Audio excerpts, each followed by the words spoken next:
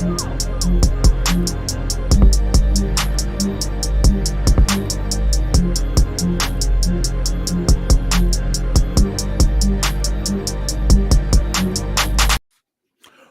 is going on, everybody? Welcome back to Carpool Gaming's The PlayStation Drive. My name's Matt, and I'll be your host for this adventure's events. I'm joined, as always, by the Supreme Court of Canada himself, Mr. Court Lalonde. What's up, Court? Hey, buddy.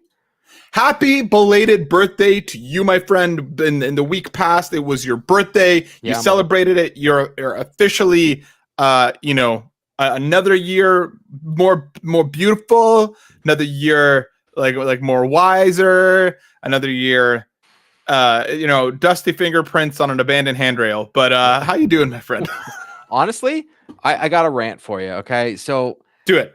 I've had a day. So on Friday, I dropped my car off to get its snow tires put on at my Ford dealership, my local Ford dealership, and they called me and said, "Hey, we're having issues putting these tires on." And so I have a fleet vehicle, so it's like a tractor. It's all paid for, so it gets done. Like I don't have to worry about it. I'm not like Matt, who I found out can change tires. It's still blowing my mind.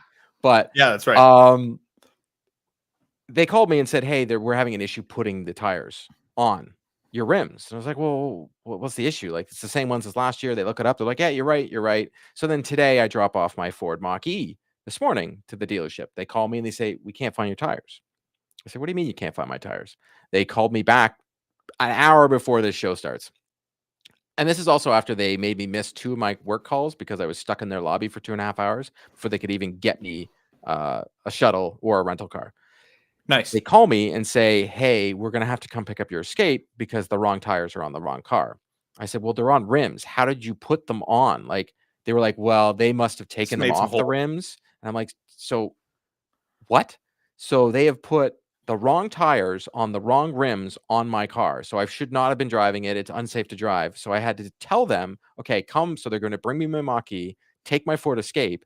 And they were like, "And then we'll just take off the tires and then we'll pick up your other car and do the switch." I'm like, "Whoa, no. The tires that you just deformed to put them on a smaller wheelbase and on a smaller rim are not going on my $100,000 vehicle. This is not ever." Oh yeah, it is a drive topic. Yeah, this is not going to happen. So they are now going to have to give me brand new snow tires for the Mach-E because I talked to the service advisor. First, do the switch on the Ford Escape. And while I'm on the phone with the girl, she's like, "Well, maybe the issue was when you paid for the storage, that you put the tires into the wrong name." I'm like, "Are we trying to blame me for you guys putting the wrong tires on the wrong car when you guys the tire you're like your job is to fix cars and service vehicles, correct?" She's like, "Yes." I'm like, "But it's my fault that I paid for the tires and put them both under my name on my cars." Right. She's like, "You know what? No, never mind." She's like, "Can you bring in your car?" I'm like, "Can you come pick it up?" She's like, "I will get the service manager to drive your car personally and pick them up." I said, "Well, I'm going to be on a podcast, so you're going to have to, call, do whatever you got to do. I'll figure it out. But I've got to switch cars." And now I'm about, I'm angry. Let's just be honest here. I'm a bit angry right now. Sean, who's in the chat, knew I was angry this morning when I was there. And now I'm a little bit more angry. So I'm the anger is quantifying, it's doubling, it's tripling. But Court, it's okay. I feel you. There's car stuff going on. Things are gonna be okay. You're getting a fresh set of tires. If they come during the show, I'll do a monologue. I've been practicing Shakespeare for months in preparation for a moment just like this. To just drop a soliloquy, and we're gonna be okay. It's gonna be okay, buddy. Yeah. So usually when you ask, "How's everything going?" I'm like, "It's fine," and we move on. Today, it's not fine. Just to get it off your chest, man. I'm wearing my Carpool merch, talking about my car on Carpool Gaming. Kevin in the chat, why would Court do this car dealership?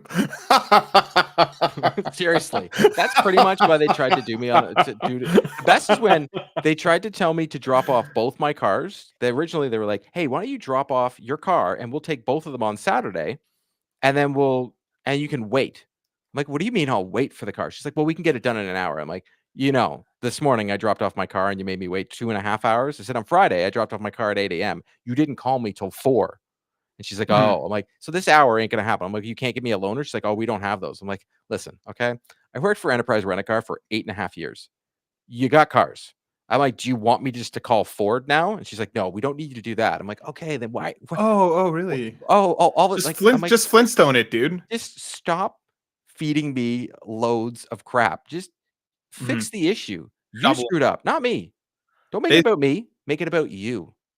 But listen, if maybe if you had just stored the tires properly, Court, none of this would have happened. Oh, no, Matt. It was shouldn't have paid for it and put them both under my name, under my cars.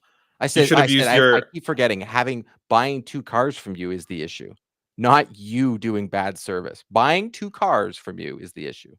You should have used your alternate ego Bort Mamond, and that would have just cleared things up, no problem.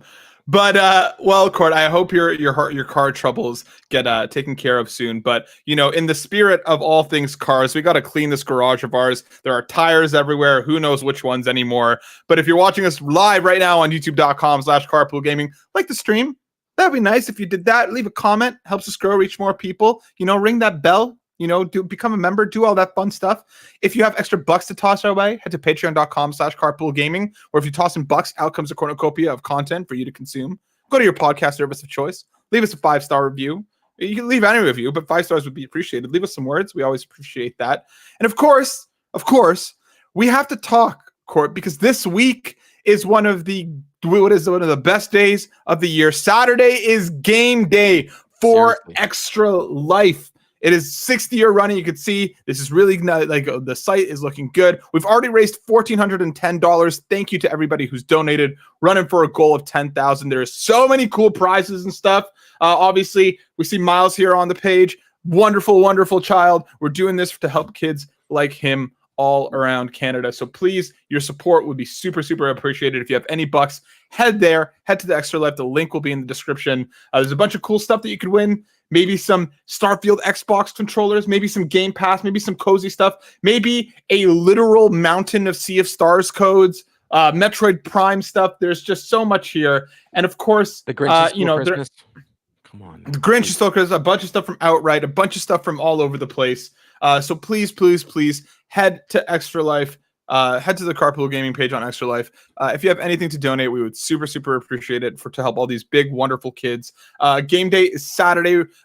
Sean and Seth and Amanda are all going to be in Rome, New York for game day, streaming for 24 hours. The rest of us will be around. You might see some friendly faces pop up here and there. You might see some stuff on the lead ups. There might be some promos coming. So just please, again, whatever you can find in your hearts and wallets, join us over on Extra Life, and we would appreciate it very, very much. But Court, without further ado, my friend, I need to know. It has been a question that has been plaguing my mind all day. What has been on your playlist since we finished Spider-Man 2? So, yes, on my birthday, I platinumed Spider-Man 2. Me too, on your birthday. Yeah, seriously, yeah. Spoiler alert, it's my game of the year for me, personally. But I've been playing since then. I've been playing NHL 24, which is on a regular playlist for me. I already played twice today, and I have been playing Phantom Liberty. Okay.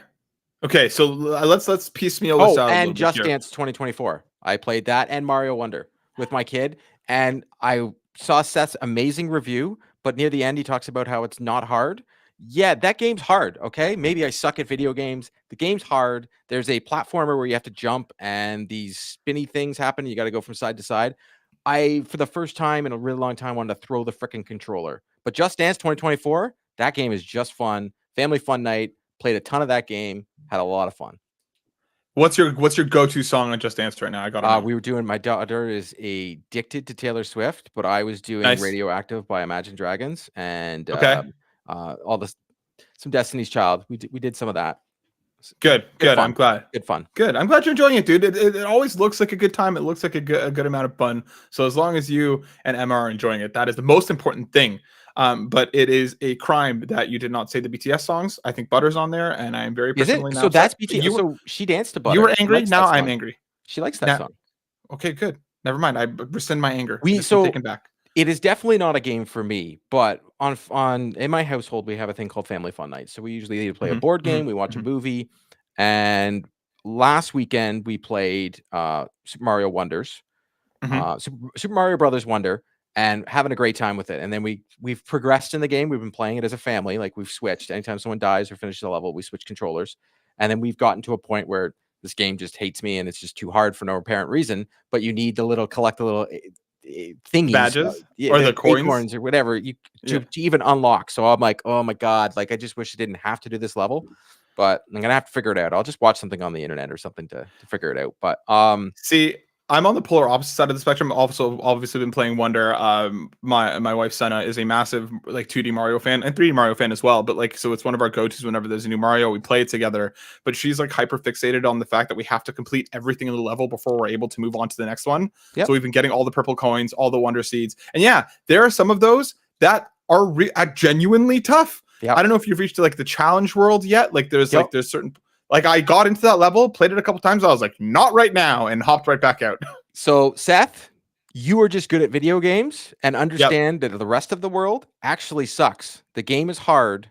It's very hard. That's all I'm going to say. Like my daughter was like, I don't think I like Mario games anymore. And I'm like, whoa, we need to change this. Whoa. I said, maybe she doesn't like, like maybe in my brain, I'm like, maybe I shouldn't have had her play, because she finished Super Mario Brothers 3 with me. She's played 2Ds, but this one is different. Like it's not Super Mario. It's not 3D. It's not 3D World. It's not Odyssey, which is just open world fun.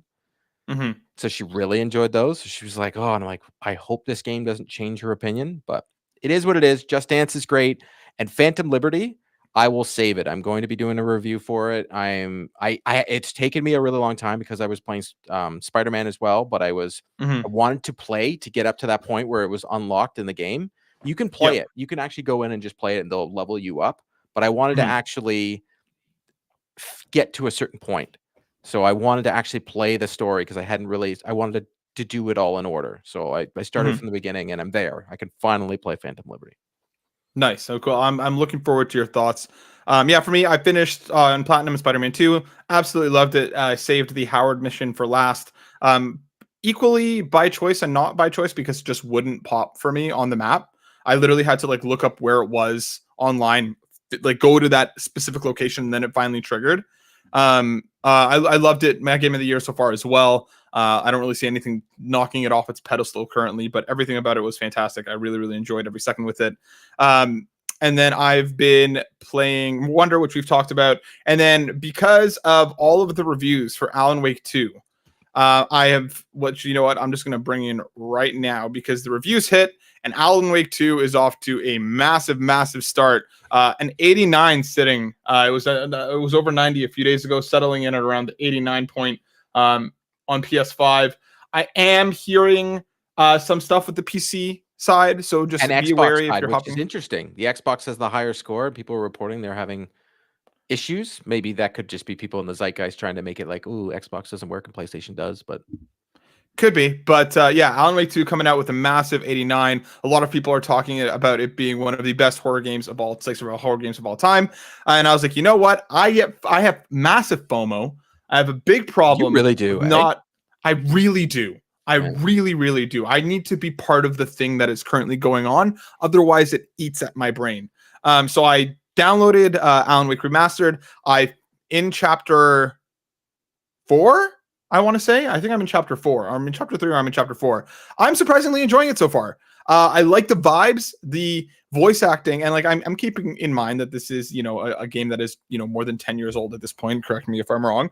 But like, the dialogue, the writing of the dialogue is interesting. The performances are a little much. But like the world itself is interesting. The vibes are cool. I'm enjoying. I'm just playing it on easy, and I'm basically just flying through it just because I want to experience the story and get to know these characters. If I'm at all thinking about going to Alan Wake 2, you're going to be a parent soon. You're already playing games. I love it.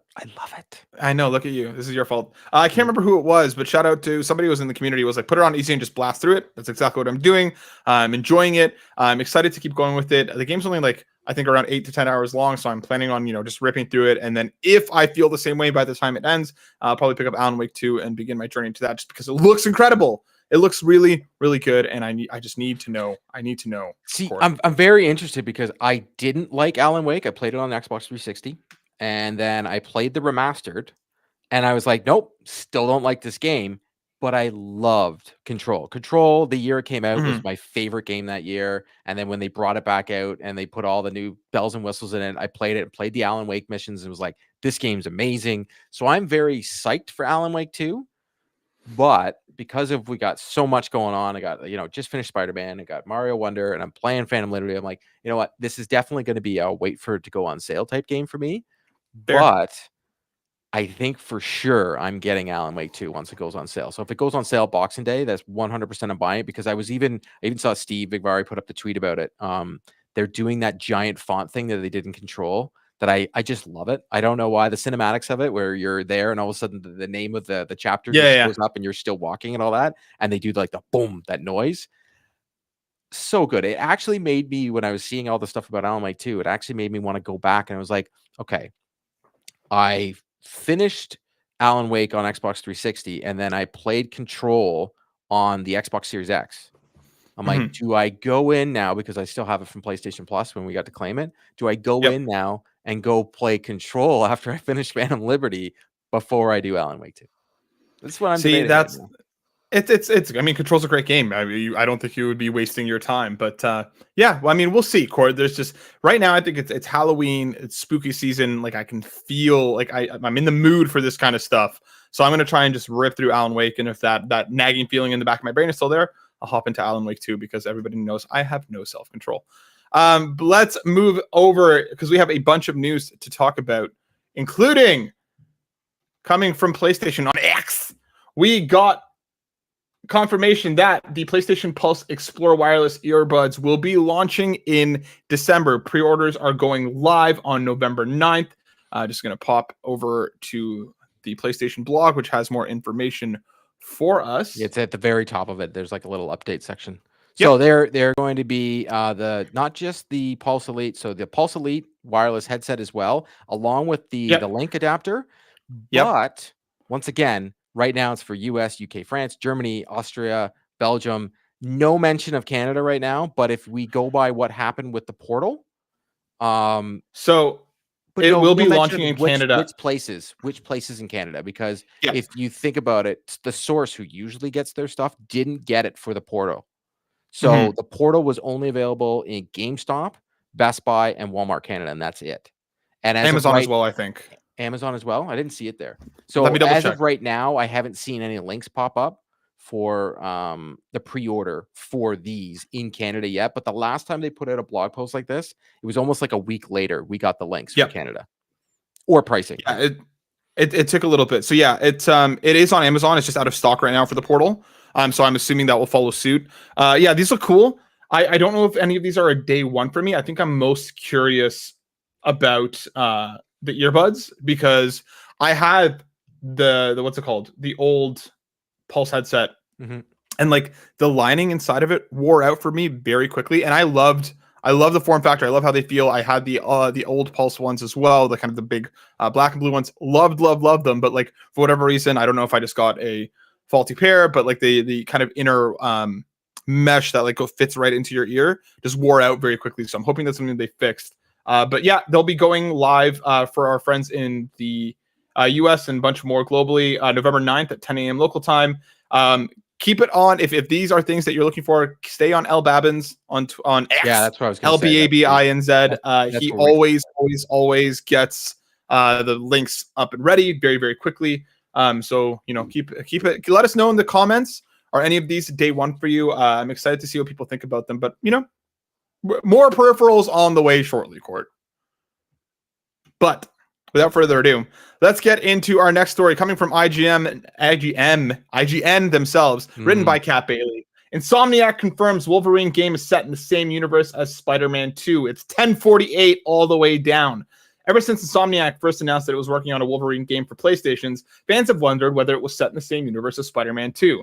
There's been plenty of speculation that they're all together, not the least because the original teaser contains a 1048 nod, but otherwise there's been no official word one way or another. In an interview with Kind of Funny, though, Spider-Man 2 director Brian Intihar confirmed that the two games do in fact exist in the same world. They're all 1048, Intihar said, then added, laughing, "I think I got that right." So we do have confirmation now that they're in the same world.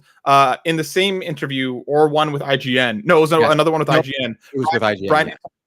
Brian Intihar also kind of, side-eye stepped around a comment about, if you go to find Murdoch, if you go to find their law firm, the sign is gone, they're not there anymore. And he kind of said, stay tuned, kind of, wink, wink, nudge, nudge, that something in the Daredevil realm will be coming, whether that's Insomniac or whether that, who knows, maybe they're going to bring more studios into the fold here. Insomniac for sure, because the way he talked, he did more of a like Disney, like, look at me, I'm in charge of the Marvel Cinematic video game universe. Like, I was like, okay, and then there was all these leakers that started putting out stuff that wasn't real, and it's all over the internet. So don't look at that. There is nothing other than this Brian Intihar, what he said here for both things. Both things made me very excited. He also commented on that they debated whether putting Wolverine in Spider-Man 2. They almost put him in, and then they didn't, which is, I think, I'm glad they didn't.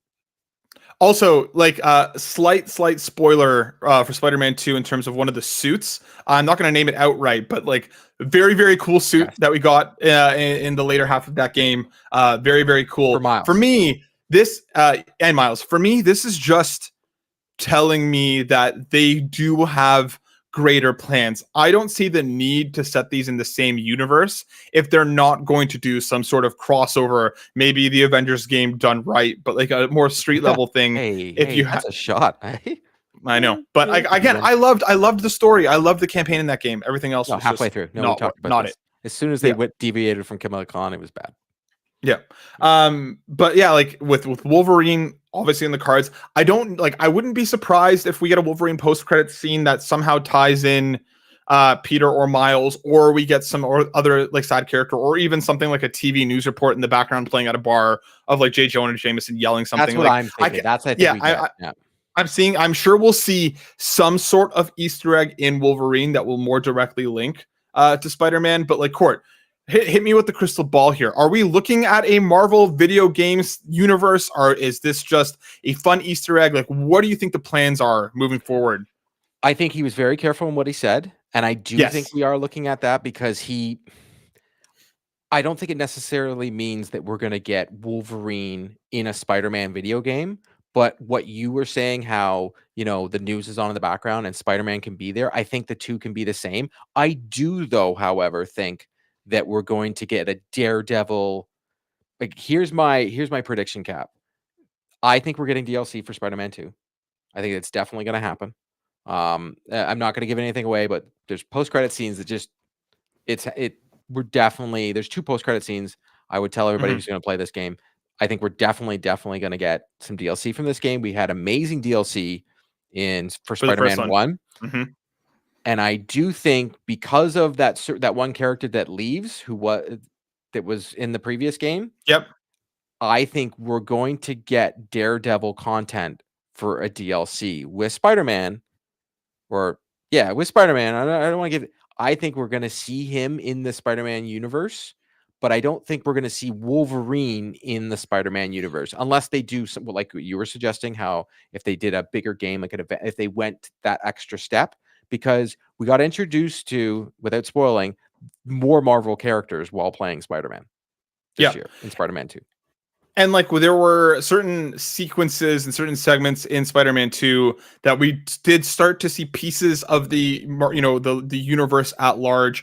He even made a couple cheeky remarks. This isn't a spoiler because this was like, he made reference to lawyers that he knows and stuff. So like there is groundwork being laid here. And I think have a building in the game and their names are not. That's what I mean. Yeah. It's gone. Yeah. So like, They clearly are building towards something. Save the Game Media in the chat. Kev, I hope we can slow down with the Marvel games, though. I don't want Insomniac to just make Marvel games.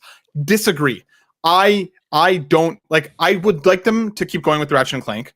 just because that's one of PlayStation's, it's one of their darlings, especially how good Rift Apart was. I would like to see them still doing whatever it is that they want, but I'm not opposed to Insomniac being like the godfather of Marvel on PlayStation at all. We've seen what they've done. I have every confidence in them that they'd be able to at least partner with studios possibly about some of these smaller things. If we get a Daredevil game, if we get a Wolverine game, and then can we put a caveat in there and say stick to story driven games? Don't be like Rocksteady and make Rocksteady do the game that we're all not going to like, but it's going to come out anyways, when they're just very good at making a single player story game.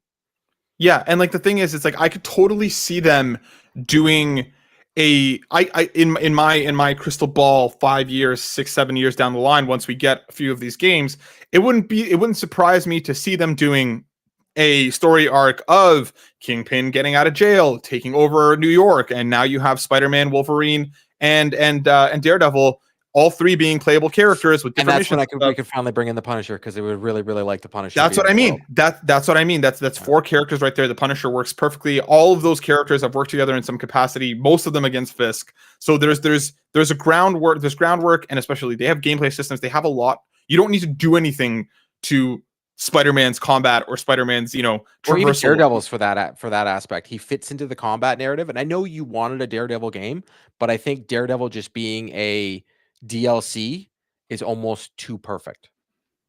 See, give Insomniac the keys to Moon Knight. Moon Knight would be great. Moon Knight, again, fits in very, very well in the New York Kingpin-esque era. So I think there is genuine groundwork being laid here, and especially how cagey he was, because he's been asked this question before, and he kind of didn't really give an answer.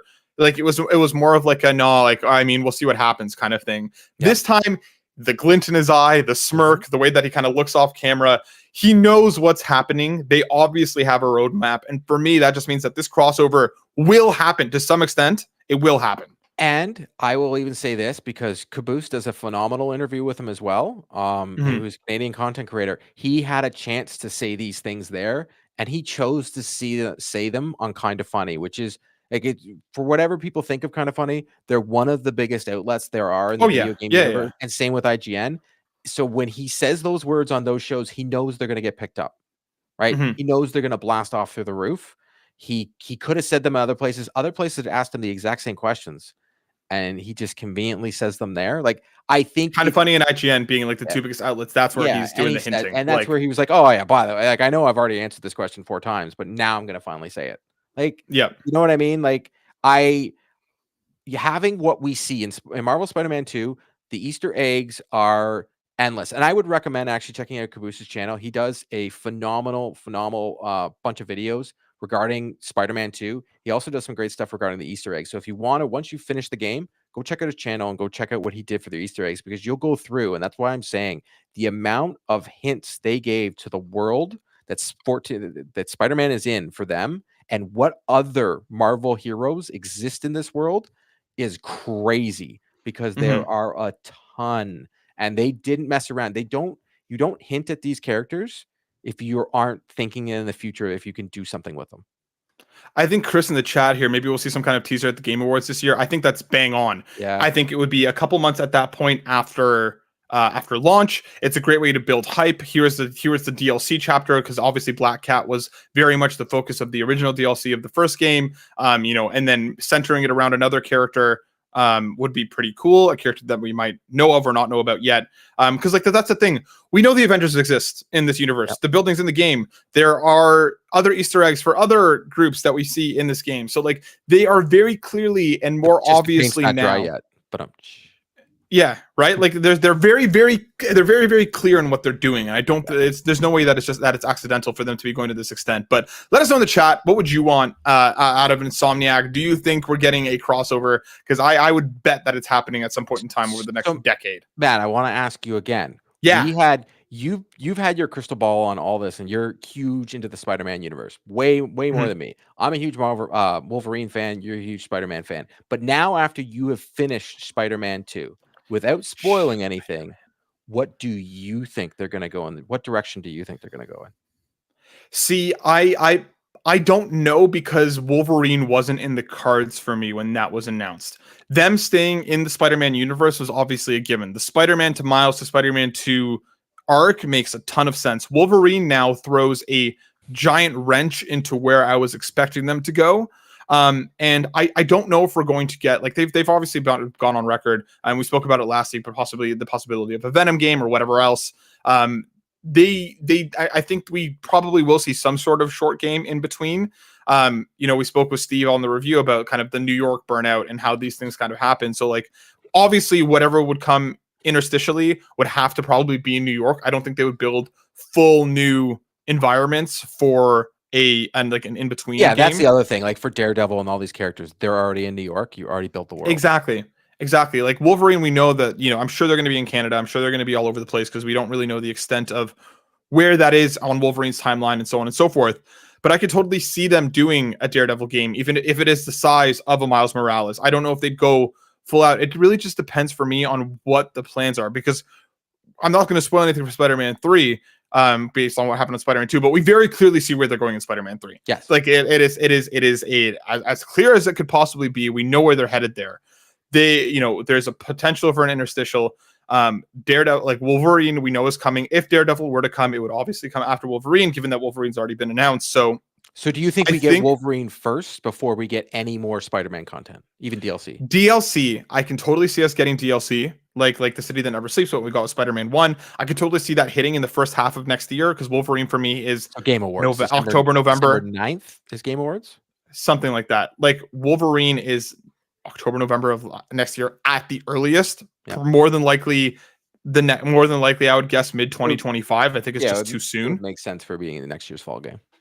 But yeah, so for me, like, I think we're totally going to get DLC. I think it'll probably come in the first half of 2024 for Spider-Man 2, and then we'll see what comes after that. But I think a crossover is in the cards. It's just my biggest question is how they're going to do it. Because that's what I'm really, really curious to see. But let's keep this train rolling, my friend, because our next story comes from VGC, because Capcom evidently says it still has a major unannounced title planned before March 24. This is coming from Andy Robinson. The unknown game will release during its current fiscal year.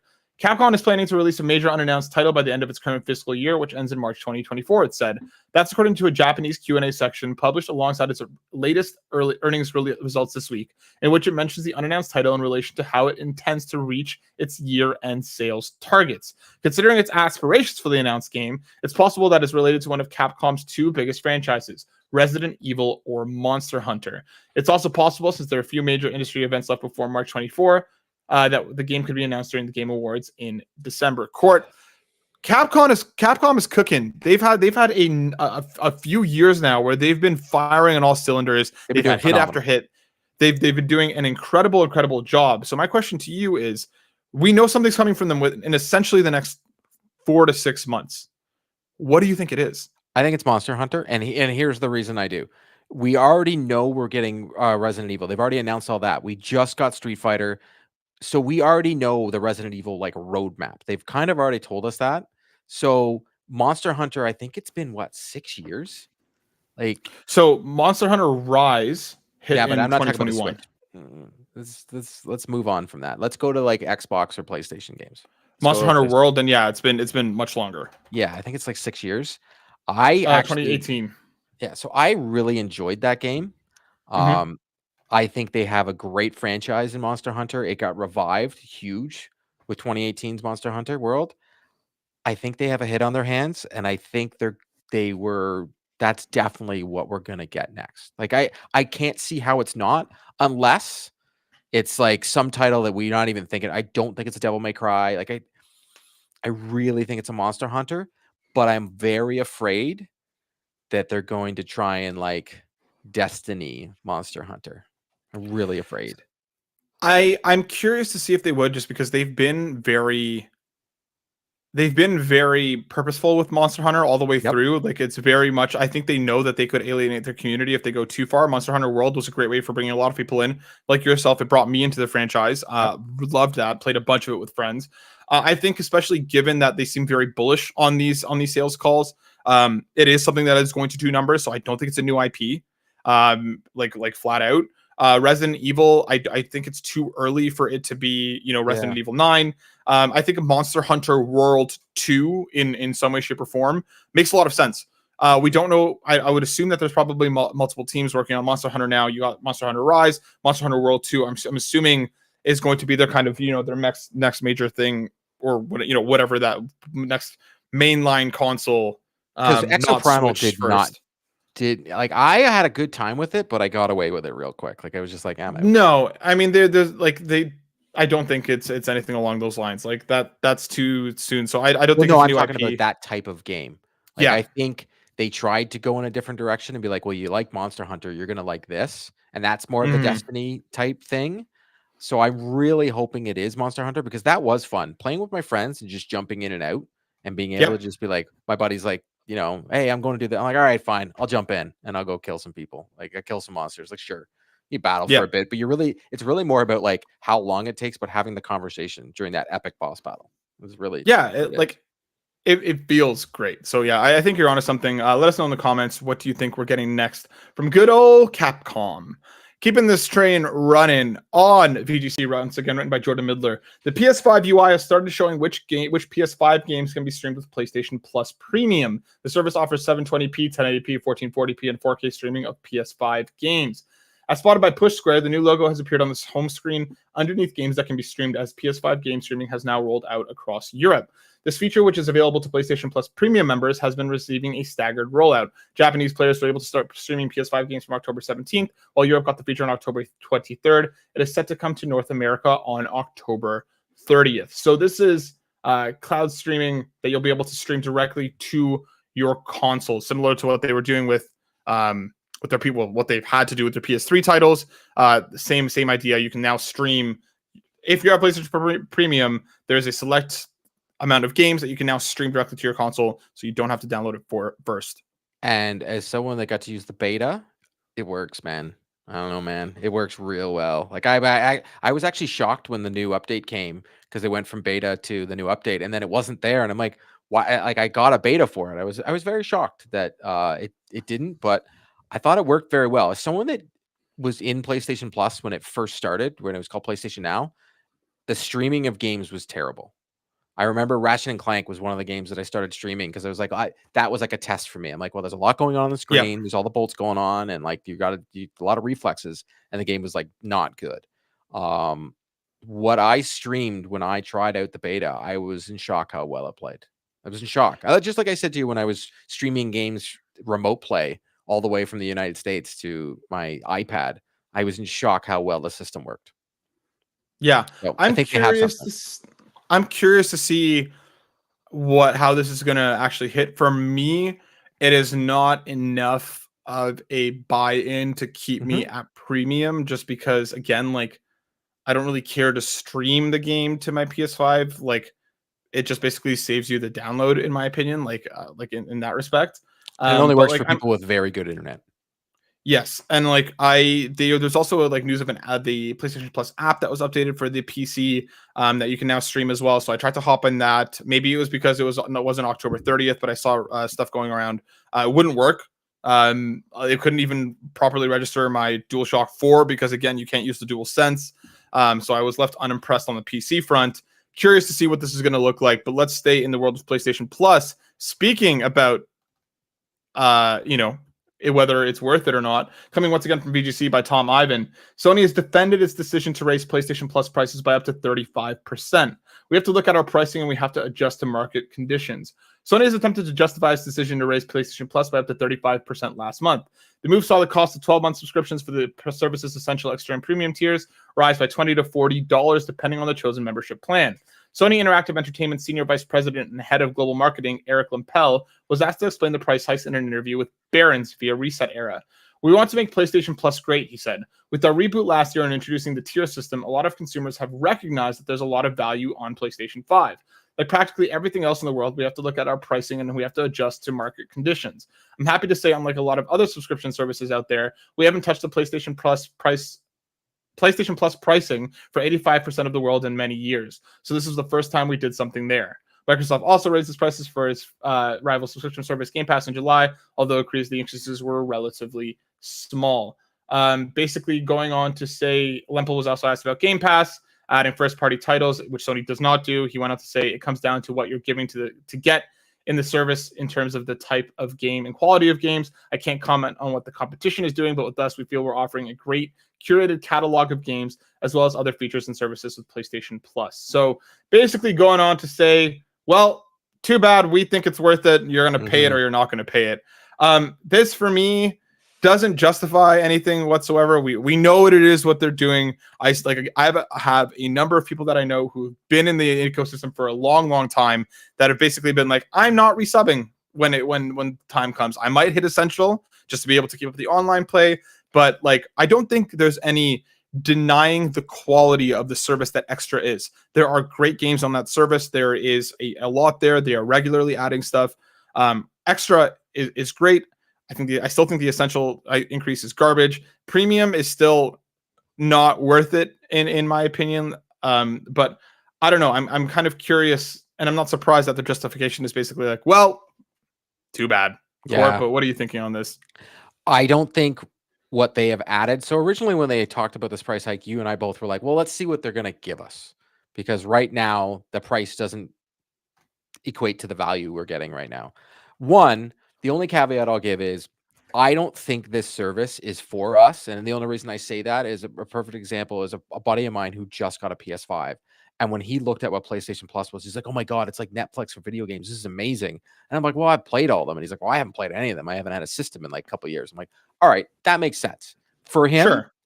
Greatest things. And I still say that about Game Pass as well. Like I look at Game Pass, I'm like, okay, they give me first party titles. I'm like, well, they haven't really given us anything. I'm sorry, Starfield, but like that came and went and I didn't really like the game and just it is what it is. But they're not for us who play every video game. The service isn't for us, and what they're making us pay for it just pretty much to play online and get And cloud not saves. enough day one games. Like if they were giving me more indie games day one, you would keep me. And Xbox did a great job of that on Game Pass at the beginning, but they've kind of slowed their roll on that. And PlayStation Plus originally did that amazingly when the PlayStation 4 first came out. Those games we were getting great, like Resogun, great indie titles.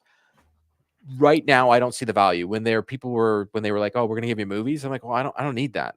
And then they were like, well, we're gonna and then they're gonna give you cloud streaming. I'm like, well, I don't need that either. Like, I can play the game off my console. Like, space isn't an issue for me. I'm not one of those people that has to have every game on my console.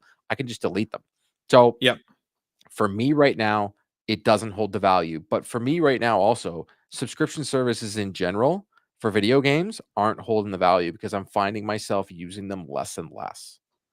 I feel like just now, especially with the amount of games that we're getting, I mean, this year specifically is an incredible example of that, just by the amount of quality games that we've got this year.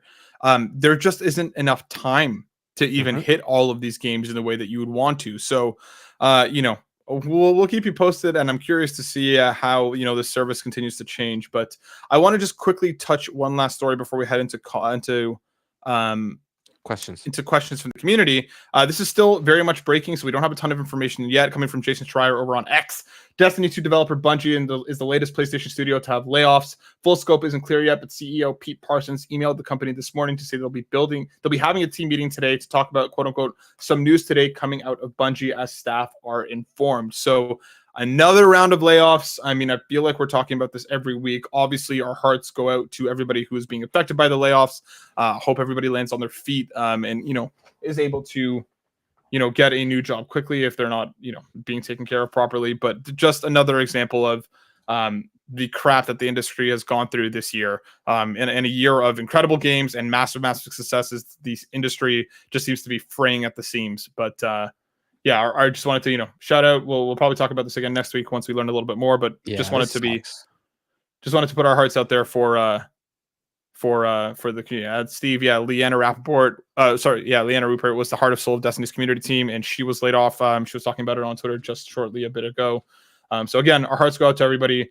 Hope everybody lands on their feet. We'll probably talk about this more next week once we have some more information. But Court, without further ado, we have a bunch of questions from our wonderful community we have to talk about. If you want your questions on the show, hit us up in the comments on the YouTube, hit us up in the free Discord or on the X post that goes live each and every week, just like Naga Chaka did, writing in and asking, what was your favorite trophy to pop during your journey towards the glorious Spider-Man 2 Platinum Trophy? Court, what was one of your favorite trophies in It Spider-Man has 2. to be Howard, and the only reason I say that is because it was the first time ever playing a game with my daughter where she felt something as well. She like turned to me, and I had to.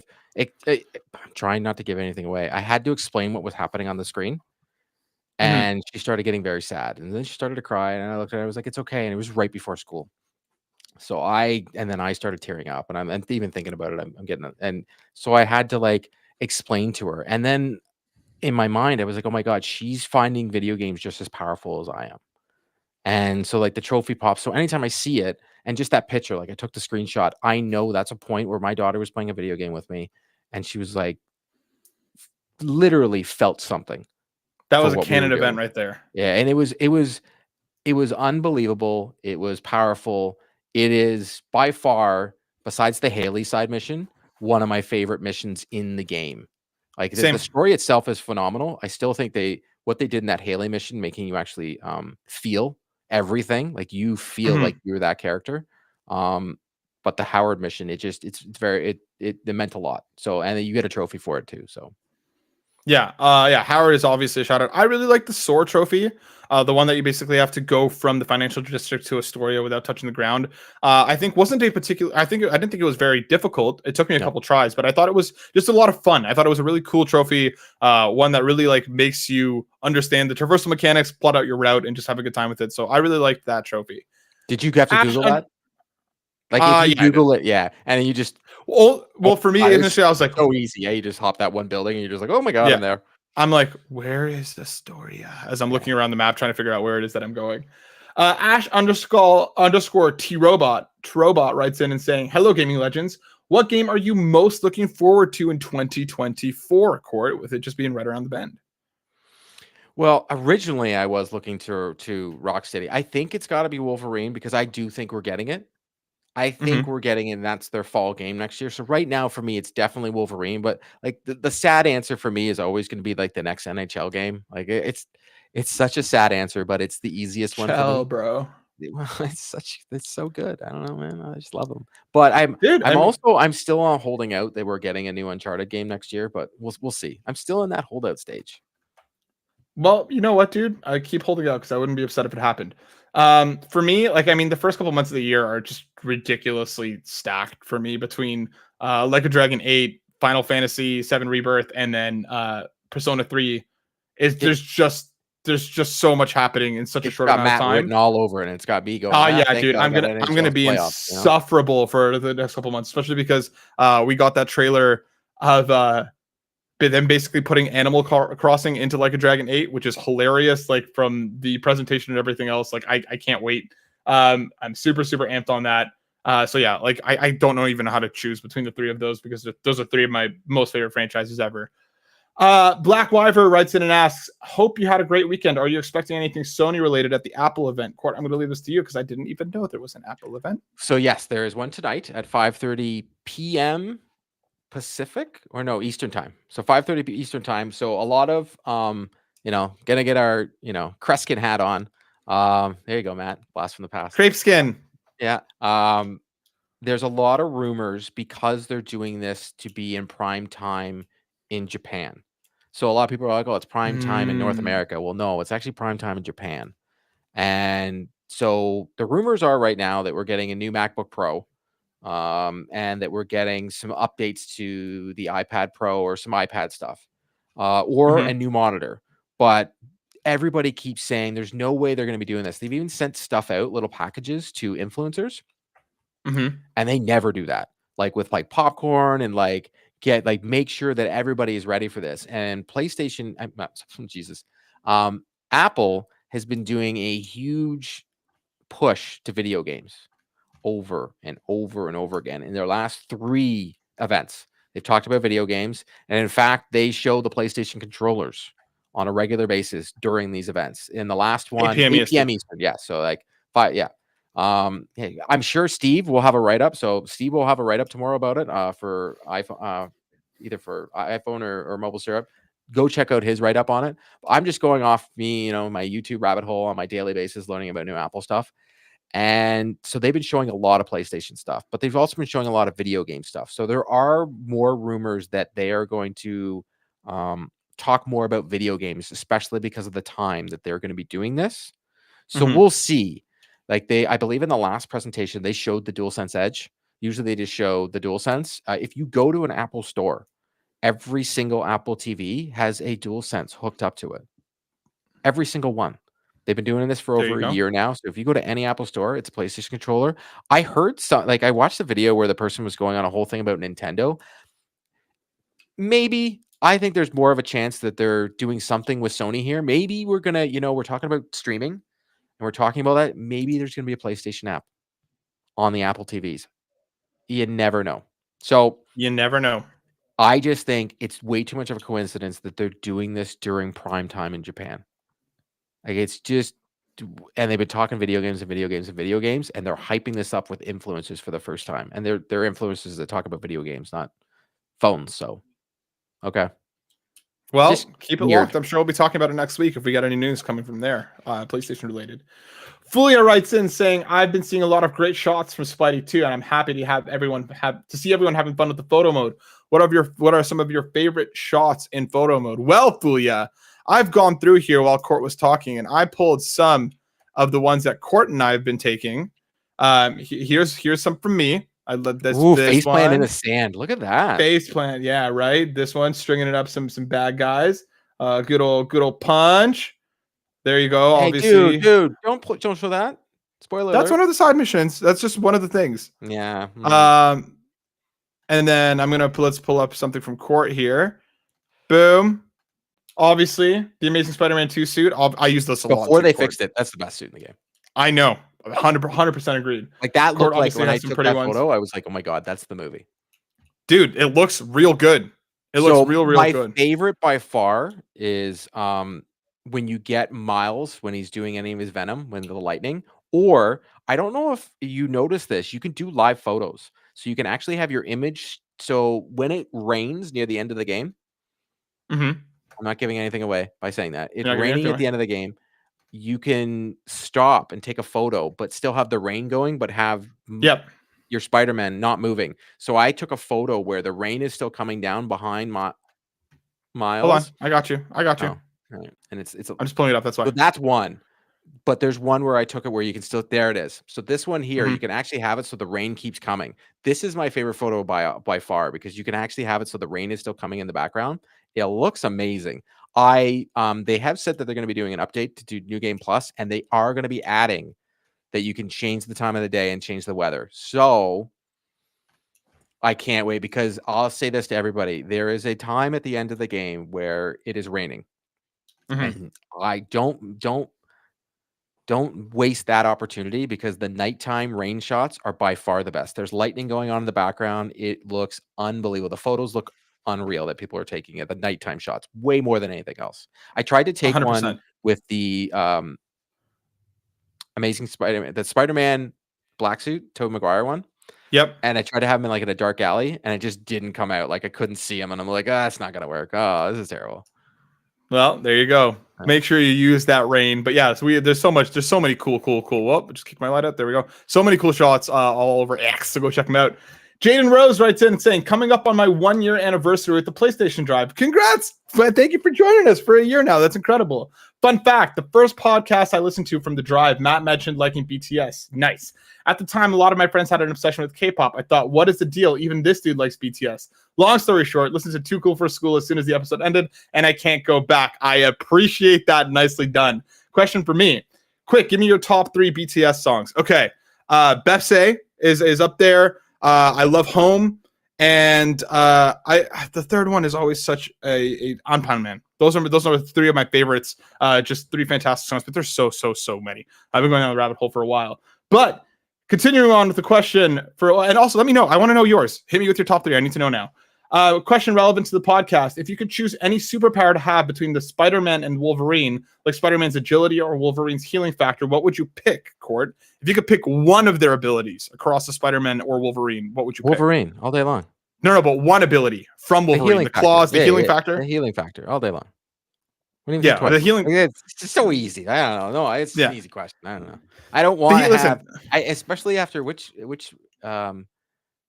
was it in Across the Spider-Verse when they talk about like, where do you shoot that stuff from? Like, does it, and they have that conversation. That was the first thing. Yeah, I think of that too. Like, yeah, no way.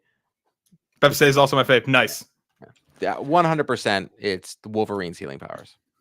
Yeah, like that one is probably my most like real world answer. Obviously, having like, you know, the ability to live on healthily without worrying about it would be incredible. But like, I mean, Miles Venom powers would be really, really cool too. Even like, or like, you know, the Spidey sense would be another one. But yeah, I mean, like the most real world application, 100% the healing powers. And our final question coming from Steve Vigvari at S Vigvari. Hi, PlayStation Drive, long time, first time. I'd like to say I'm proud of Matt for finally playing Alan Wake. Thank you. Also, would you rather be forced to forget who you are every time it rains, or never be able to remember why you walked into a store, office, or room? So either forget who you are when it rains, or forget why you enter places. I will definitely take forget why you enter places. I never want to forget who I am, especially because that would mean I would forget who my daughter is, and that would destroy me. As someone that suffered a concussion, the latter I had happened for 1.5 years. It was terrible. I would never want it on anybody. It still happens from time to time. I can open a cupboard and I forget why I did it, but I eventually it kicks in. So I'll take the latter because I've already gone through it. But the beginning one, that means I would forget who my daughter is, and that's never going to happen.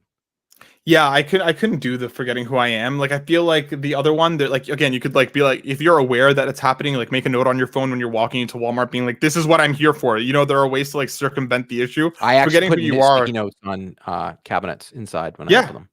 There you go. And like, but the other one would be like a 51st date scenario where you're like watching a video of yourself every time that it rains to try to remember, especially like if you can plan ahead for it, maybe, but like spontaneous rain or like rain when you're not expecting it and you're just like, oh crap, who am I again? Would not be any good for anyone. So yeah, I'm with you. Definitely the latter. But Court, that brings us to the end of this week's show. Thank you so much for hanging out with me as always. If people wanted to see and hear more from you, where could they do so? You can find me on Twitter at Court Lalonde, or you can find and check out all the things that we're going to be showing this week at Carpool Gaming on Twitter as well. Or you can find me every Wednesday evening at 8 p.m. Eastern at 3 Dads and a Console on YouTube.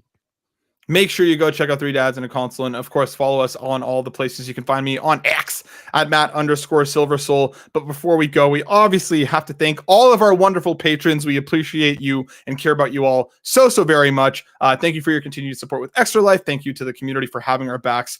We couldn't do it without you, but obviously we have to shout out our ultimate producers, Robbie Bong Miller. His new list podcast is in the notes below. Make sure you go check it out. It is awesome. Tony Baker, who you can find at youtube.com/quest4pixels. Jonathan Brown, his link tree is pme.jib for all his wonderful musical stylings. Lee Navarro, phoenixoverdrive.com, the fearless leader of the Phoenix Overdrive Extra Life team. Obviously, this week is Extra Life. Go support. We appreciate all of the support that you can throw our way for the big, beautiful kids. Trucker Sloth and the homie Cwagmire, our platinum producers RJ Kern, and of course our gold members Adam K, Anna, Awesome Dave 1337, Bowsah, Brian Eck, Brian Reese, Cecily Carrozza, Dan and Luma, Dannohh, I combined those. Dannohh, Drellesh, Emily O. Kelly, Hoppel, John 32, Marcus O'Neill, Markus McCracken, MoSpankins, Peje EP, and Tim Aulph. All of you, thank you so much. We'll see you next week. Stay safe, and we'll see you also at Extra Life. Peace.